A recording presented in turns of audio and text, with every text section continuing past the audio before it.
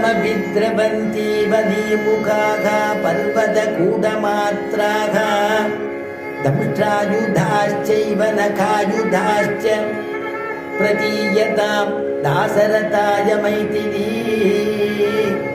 यावन्नलङ्कां समभिद्रवन्ति வலிமுகாக அந்த வானரெல்லாம் அவளுடைய பல்லே அவளுக்கு ஆயுதம், அவள் நகமே ஆயுதம். ராவணா, நீ அவன்கிட்ட ராமன் இடத்துல மோதாத, நீ என்ன பண்ணணும், நீ சீதையை அவர்கிட்ட கொடுத்துடும் அப்படிங்கிறத சொல்றானோ. தந்திடு வீர் சீதையை, தந்திடு வீர் சீதையை, தந்திடு வீர் சீதையை,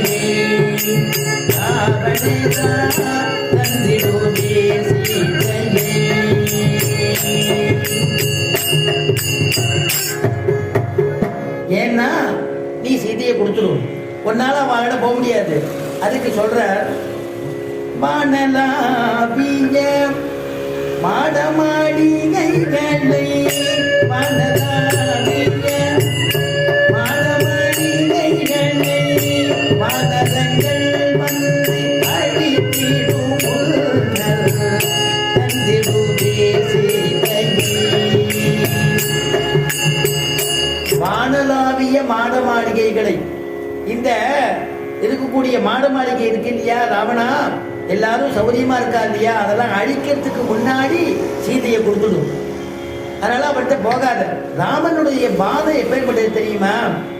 யாவன்ன யாவன்ன கிருண்ணந்தி சீதாம் சிவானாகாம் ராமேரிதா ராட்சச புங்கவானாம் வஜ்ரோபமா வாயு சமான வேகாக பிரதீயதாம் தாசரதாய மைதிலி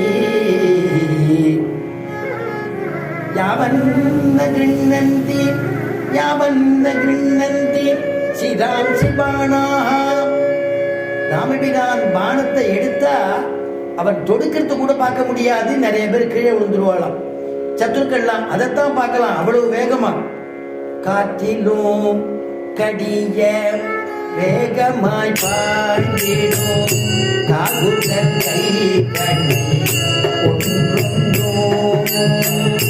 காற்றிலும் கடிய வேகமாய் பாய்ந்திடும் காகுதன் கை கண்ணை ஒன்றொன்றோ. கொடிய ஐந்து தலை நாகத்தை எவரேனோ, கொடிய ஐந்து தலை நாகத்தை எவரேனும் மடியினில் வைத்து இணையாட நினைப்பவோ தந்திடுவே சீதையை.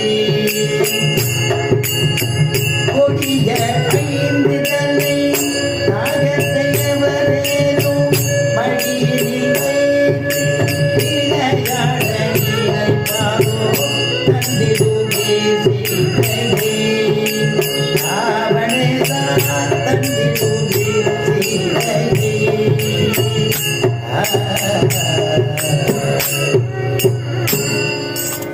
அப்படி கொடிய ஐந்து தலை அஞ்சு தலை நாகத்தோட யாராவது விளையாடுவாளா? ராமணேஸ்வரா, அந்த விளையாட்டு வேண்டாம், விஷ பரீட்சை வேண்டாம், சீத்தையை கொடுத்துடும்னா. ஏன்னா ராமனுடைய பானத்தினுடைய விசேஷம் அவ்வளவா.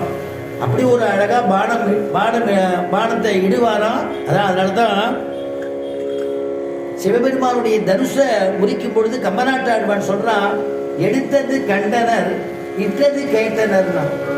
எடுத்ததுதான் தெரியும், வில்லு முடிஞ்சு போயிடுதான், அதைத்தான் பார்க்க முடிஞ்சதுன்னா அவ்வளவு வேகமா, அப்படி ஒரு வேகமா இருக்கக்கூடியவன் அப்படிங்கிறத அனுபவிச்சார்.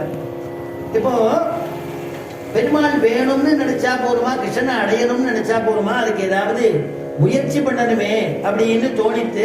எல்லாருக்கும் அப்படித்தானே, பெருமாளை அடையணும்னு நம்ம விரும்பியே இருந்தா பெருமாள் நம்ம கை கொடுத்து தூக்குவாரா? நம்ம ஏதாவது முயலணும், அவரை அடையணுங்கிறதுக்கு நம்ம ஏதாவது முயலணும். ஆண்டாளே சொல்றா, முயற்சி எடுக்கோ அப்படிங்கிறா.